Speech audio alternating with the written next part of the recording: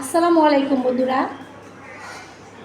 আমার বিয়াইকে আমি বলছিলাম আমার জন্য একটা কাঁচা কাঁঠাল পাঠাই। আমি গরুর মাংস দিয়ে কাঁচা কাঁঠাল রান্না করে খাবো।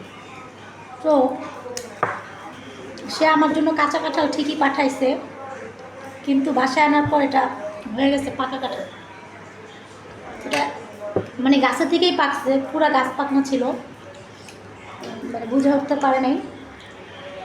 বাসায় আনার পরে আমরা আজকে ভাঙলাম আর কি, কাটবো, তখন ভেঙে দেখি পুরা একবারে পাকা। এই যে চাবি, কাঁঠালের চাবি, এটা অনেক মজা। আমার কাছে এটা খাইতে অনেক ভালো লাগে। কাঁঠালের চেতে এটা বেশি ভালো লাগে। তো আজকে একটু ঠান্ডা ঠান্ডা আছে রাতের বেলা, তো সবাই মিলে কাঁঠাল খাইতেছি, অনেক মজা।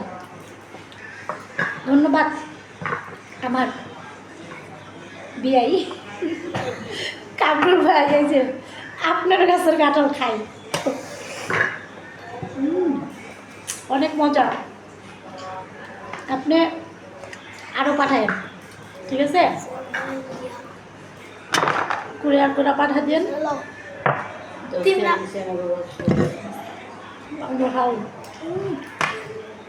এত রসালো, এত মজা। আমি অর্ধেক কাঁঠাল পুরো খাইছি,